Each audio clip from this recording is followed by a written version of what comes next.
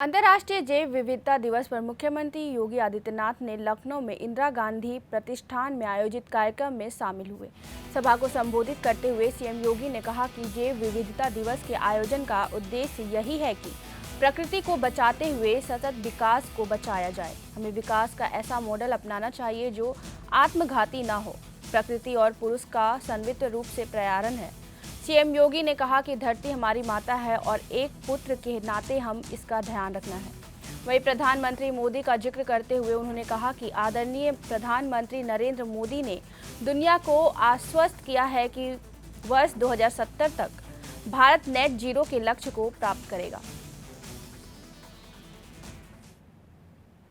Biodiversity का हमारे जीवन में क्या महत्व है, मुझे लगता है कि भारत से ज्यादा कोई अन्य इसके महत्व को नहीं समझ सकता।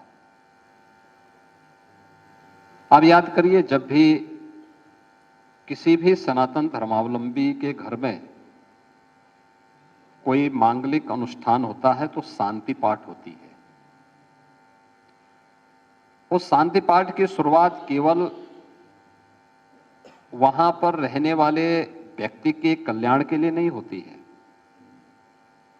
उसकी शुरुआत ही होती है कि द्यो शांति, पृथ्वी शांति, अंतरिक्ष शांति, आपह यानी जल में भी शांति हो, यानी वह संपूर्ण चराचर जगत के कल्याण की कामना के साथ वह मांगलिक अनुष्ठान शुरू होता है। और यह कहां से आया? यह वेद के उस महत्वपूर्ण सूत्र से निकला हुआ है जो हमारे वैदिक ऋषियों ने इस सृष्टि के संरक्षण के लिए हम सबसे एक आश्वस्ति चाहिए थी। यानी वैदिक ऋषि किस बात का आश्वासन हमें चाहता है? इस बात का आश्वासन चाहता है कि अगर मनुष्य को बने रहना है तो याद रखना, हमें इस चराचर जगत के बारे में सोचना पड़ेगा। केवल मनुष्य के बारे में नहीं, केवल जीवों के बारे में नहीं, केवल जंतुओं के बारे में नहीं,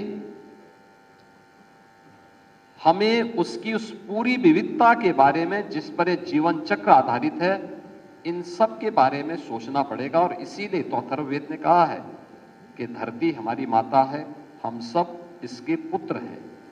तो एक पुत्र के नाते हम अपनी जिम्मेदारियों का निर्वहन कितना कर पा रहे हैं, यह आज एक प्रश्न हम सबके सामने है।